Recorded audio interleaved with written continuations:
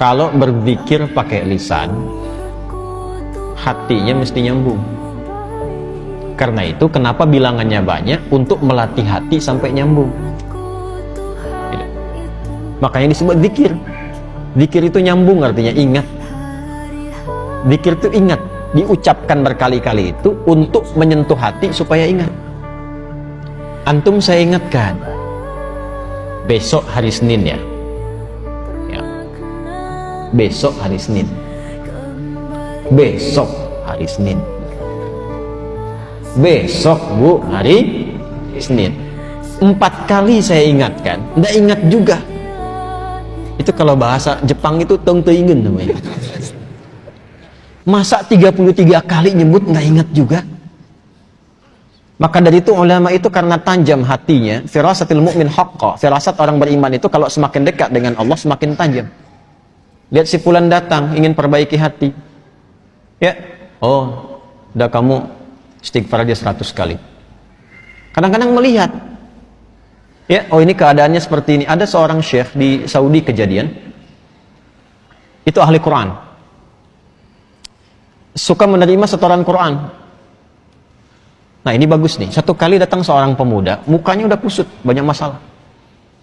Datang ke syekh itu mengatakan, syekh, aqrinil Quran, tolong bacakan pada saya Al-Quran. Pemuda ini benar tuh. Sebab kalau mau tenang, maaf ya, ada banyak masalah atau yang sedang dihadapi, jangan banyak curhat di tempat yang tidak benar. Ya, media sosial itu tempat yang tidak benar untuk curhat. Allah sudah berikan medianya, ruangnya ada, masjid, datang ke masjid. Antum baru masuk aja, sebagian ketenangan sudah hadir. Wudu, atau buka mushaf, ya, curhatkan kepada Allah. Innama ashku bathi wa huzni ilallah. Di surat Yusuf kan demikian. Anak ini datang ke masjid, udah benar, datang ke syekhnya, teh tolong bacakan Al-Quran kepada saya, ingin tenang. Kata syekhnya, saya sedang nerima murajaah ini dulu, kamu ambil wudu, sholat dulu 2 rakaat di situ. Nanti setelah selesai saya bacakan kepada kamu Al-Quran.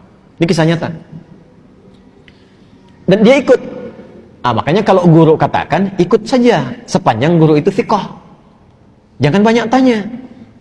Kalau gurunya thiqah, sanad ilmunya tersambung pada Rasulullah, udah sami'na wa ata'na, bukan sami'na wa nanyaina. Kalau gurunya thiqah, itu thiqah. Makanya di Timur Tengah itu ada kualifikasi, ada ustaz, ada da'i, mubaligh, ada alim, ada mufti, ada qadhi. Kalau mufti sudah ngasih fatwa, jangan ditanya, itu aib. Apalagi ilmunya nggak nyampe. Ya, cuma problemnya kan di kita disebut ustaz semua. Sehingga sulit bedakan mana yang thiqah, mana yang tidak thiqah. Tapi kan kelihatan dari kapabilitasnya, latar belakangnya macam-macam. Kalau ada orang thiqah, ikuti. Itu diikuti wudhu beliau, langsung ke bagian terdepan sholat, saf depan. Nah, si guru ini ketika melihat itu, sengaja agak dilamakan tuh yang merajaah, tambah lagi, sampai 30 menit. Ya, begitu selesai si pemuda itu sholat 2 rakaat, dan dia menunggu sambil baca Quran, dia baca, dipanggil oleh syekhnya setelah selesai. Ta'al. Begitu datang, sekarang sudah selesai, saya ingin bacakan pada engkau Al-Quran. Apa kata anak muda itu? Sudah syekh, saya sudah merasa enak sekarang, terima kasih katanya. Tidak jadi dibacakan Quran, langsung pulang. Muridnya penasaran, syekh, apa yang terjadi? Perhatikan baik-baik, jaga kalimatnya ya. Perhatikan baik-baik. Saya melihat ketika dia datang, itu rohnya sedang lapar. Rohnya sedang lapar. Ini bahasa majas maksudnya. Karena saat masuk tadi, mukanya itu kusut. Tapi begitu dia sholat, baca Quran, datang lagi mukanya sudah cerah. Kelihatan. Orang kan kalau punya beban, dengan tak punya beban, dari wajah kelihatan kan? Ya? Jawabannya sederhana. Saya melihat rohnya sedang lapar.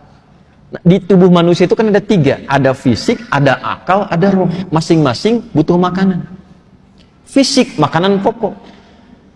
Ya, habis ini misalnya ada sarapan berjamaah. Kalau ada. Bisa. Nah, itu untuk fisik. Untuk fisik. Ya. Ada yang untuk akal. Itu ilmu. Iqra bismi rabbikal ladzi khalaq. Afala yanzuruna ilal ibili kaifa khuliqat, atau afala yatadabbarunal Quran. Ngaji, belajar itu untuk akal. Tidak dipakai akalnya, tidak diberi makan, tidak belajar, tumpul. Itu pusing juga. Kalau ada orang sehari nggak belajar, itu tumpul, itu pusing itu. Makanya kalaupun tidak belajar, Allah tanamkan di telinga dan matanya supaya mendengar dan melihat, supaya ilmunya terisi. Jadi mendengar itu ada pengetahuan, melihat itu ada ilmu. Anak-anak jangan diperlihatkan yang tak penting, Bu, karena jadi ilmu awal untuk dia. Orang tua bicara kasar, terdengar anak ditiru karena ilmu dari situ. Yang pertama diberi itu pendengaran. Setelah itu tajam penglihatan. Apa yang dilihat, yang didengar, itu yang jadi ilmu. Nah, kita yang sudah balik menyiapkan waktu ngaji seperti ini. Tapi kalau anak-anak tuh mendengar. Saya waktu malam Jumat tuh masih ngisi itu offline. Itu pernah satu kali mengajar, ada anak jalan. Tuh bahagia mereka. Itu dunia anak-anak memang begitu. Jalan, ngobrol, naik ke pintu, bangku didorong-dorong, itu kan? Anak-anak ya, ingat, anak-anak tuh. Itu dunianya nggak apa-apa, nggak apa-apa. Satu kali orang tuanya mungkin melihat, wah ini khawatir mengganggu ke yang lain. Bagus orang tuanya. Dibawa keluar. Begitu mau dibawa keluar, saya bilang tunggu sebentar. Tunggu. Biar aja dulu, karena saya tidak merasa terganggu. Biar dulu. Boleh jadi orang tua yang menyimak pun, maaf, yang ditangkap tidak lebih banyak daripada anak itu yang kelihatan bermain. Saya tanya anaknya, dia mampu mengulang apa yang saya sampaikan. Yang bapaknya belum tentu bisa.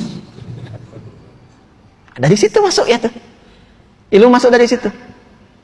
Nah, seperti halnya fisik butuh makanan, akal butuh makanan, ini roh pun butuh makanan. Karena roh itu sumbernya dari Allah, hanya Allah yang tahu. Allah yang siapkan menunya. Kalau akal sekarang bebas milih, karena universal, Allah tebarkan umum.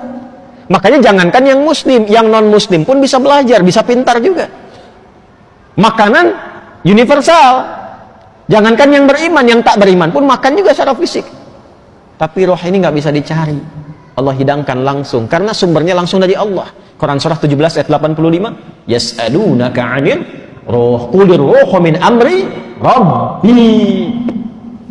Roh itu dari Allah. Karena itu menunya langsung Allah berikan.